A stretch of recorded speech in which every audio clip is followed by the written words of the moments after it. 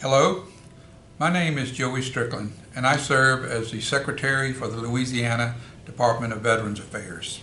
As a veteran myself, I understand the importance of service to country. I also understand that behind every service member is a strong family. Some of our service members made the ultimate sacrifice for the freedoms we enjoy today. It is for that reason we honor not only them, but the loved ones they left behind. To all the Gold Star mothers and family members, I offer my sincerest gratitude for your enduring strength. We will always honor our fallen, and we will always support their families. Thank you for showing us what true courage looks like, and you will always have our support.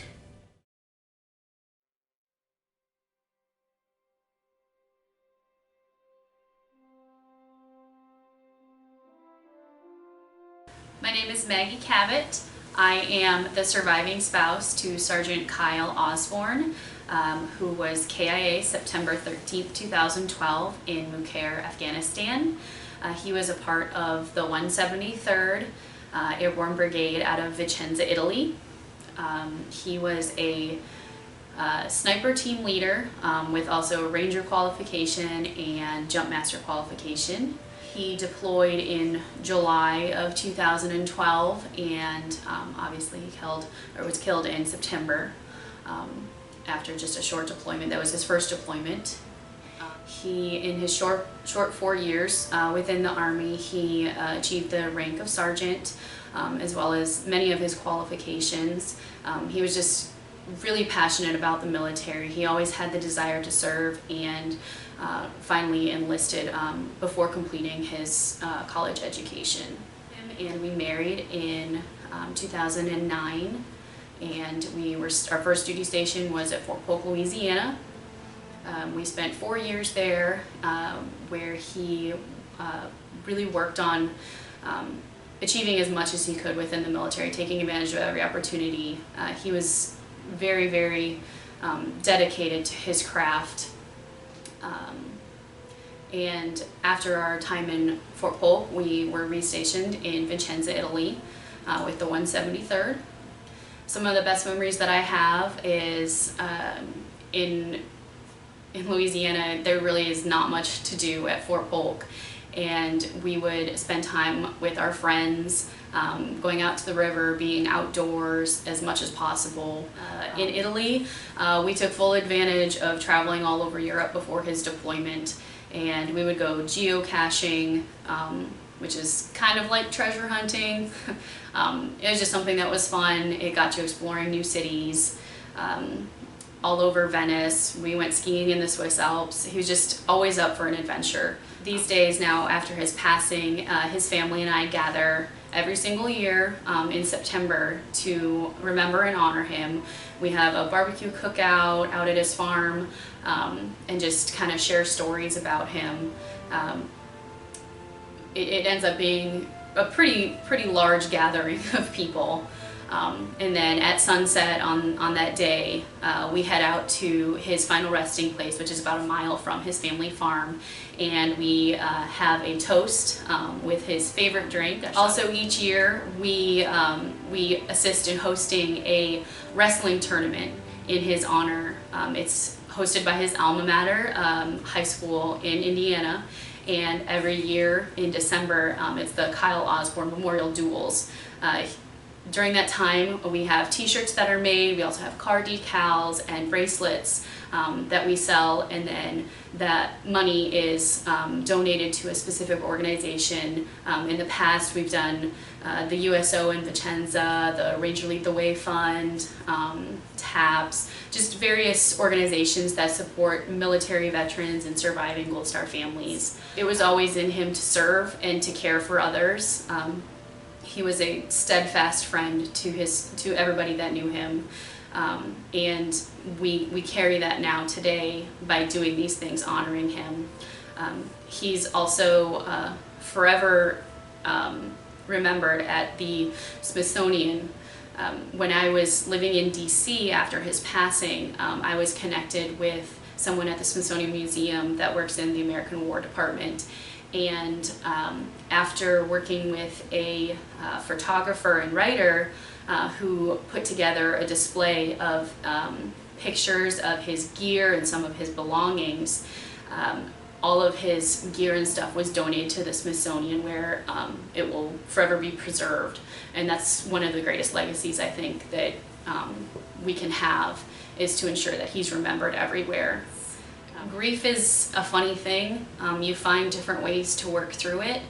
It's not easy, it's not a straight line, it's a roller coaster. And even though it's been 8 years since Kyle's passing, it's not easy. Each day is different. I still have bad days, but I know that what I'm doing is to remember him every day and just trying to make him proud in my actions and just being happy, because I know that's what he would want for me. I was lucky enough to have a chapter 2, and while it's not what I envisioned in my life, it's the best way that I know how to move forward with life, because that's all you can do after something like this, is to carry that person with you and honor them in the best way that you know how.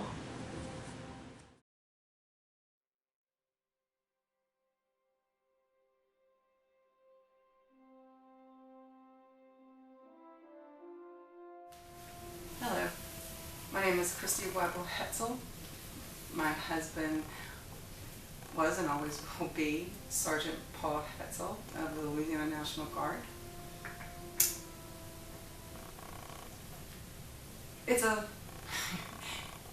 Sometimes it's hard to talk about a person who was larger than life and his presence is not physically here, but there's little daily reminders of who he was and the people's lives that he touched. He started out very young, 17, joined the Indiana National Guard on his 18th birthday, joined the Army, spent 23 years in the Army active duty. His younger guys, he just embraced with this gung-ho attitude of like, there's nothing you can't achieve if you try. And that's how they look at him. That's how they looked at him. And shortly after 9/11, the unit was activated. And put him on a bus, and off he went. 18 months boots on ground, OIF. I remember that 12th of February when they came home. I had moved while he was away back to Louisiana, my home state. And headline in the Indianapolis Star was Louisiana 256 deploying. Big headlines. My heart sunk. My heart sunk. Because I knew once we got back to Louisiana and he would have to transfer units, I knew he would be the first one to say, I'm going back. Raise his hand, I'm going back.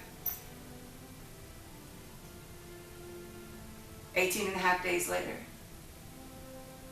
he transferred units. 28 days after that, he was on a bus to catch up with the unit to go back to Iraq. And that was hard. Because when you have that feeling of, I know right then and there that's the last time I was going to ever see him alive. I knew. I just knew. And I remember March 15th, 2005 was a tough day. It was a very tough day. That was the day I lost my best friend. I lost the man that God not only put in my path once, but twice for that. He was the type of person that was there for his soldiers, there for his guys, would do absolutely anything and everything to bring everybody home. You can't compartmentalize one life in 15 minutes of talking, and it's just an experience. And he was one of those experiences that if you knew who he was and you could experience his laugh and his joy, his craziness, his skill set, he was truly an impressive person. Life and death happen. And in his passing, I have found myself working with veterans, working with wounded warriors, training service dogs for our veterans who need them, counseling service members who need that ear, or that just a non-judgmental ear, because we at the end of the day are their legacy. We at the end of the day our children carry the name of their fathers and their mothers, and that doesn't die out. But at the end of it all, this community of Gold Star families still support those men and women who fight for this country and who die for this country. So, thank you.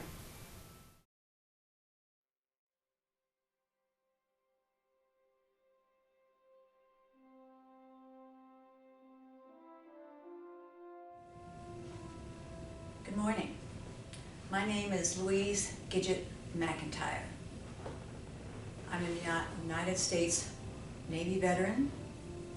I went to Corps School at the Great Lakes in Illinois, and then to my duty station at Beaufort, South Carolina, where I met my first husband. My hero, his name is John Francis Pender.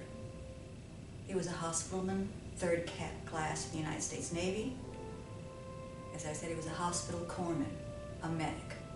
Shortly after we were married, in April of 1967, we were both 20 years old.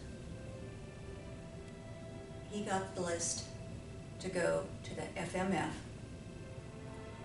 in North Carolina.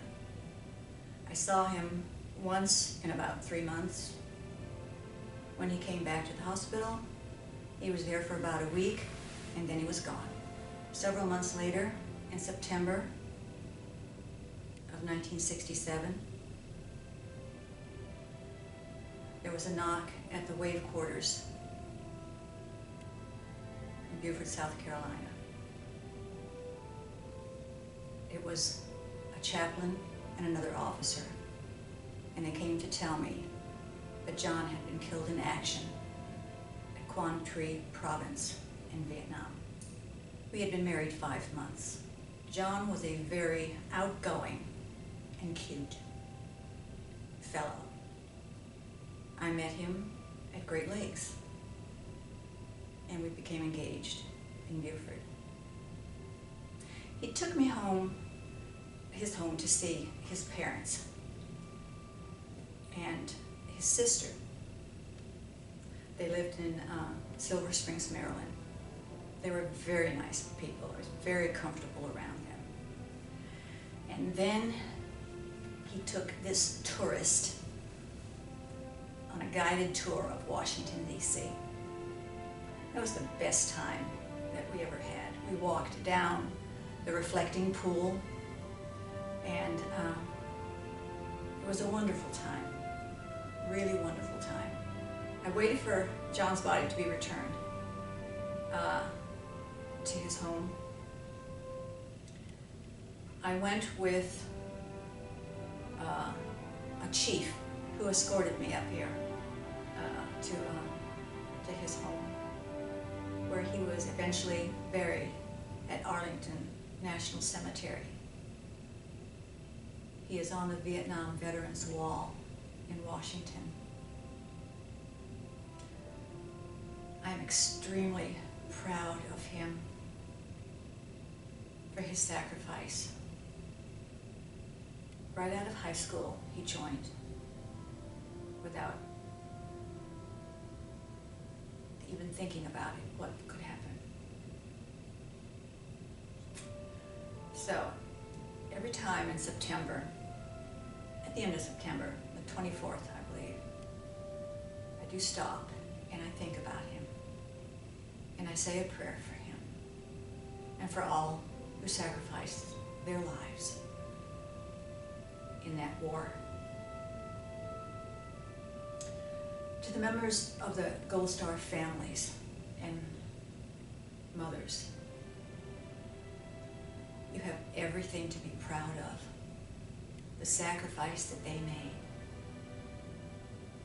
The sacrifices that you are making now to never let them be forgotten. Any of them. I am proud to be a member of a Gold Star family. Thank you for allowing me this time to tell you my story. Thank you.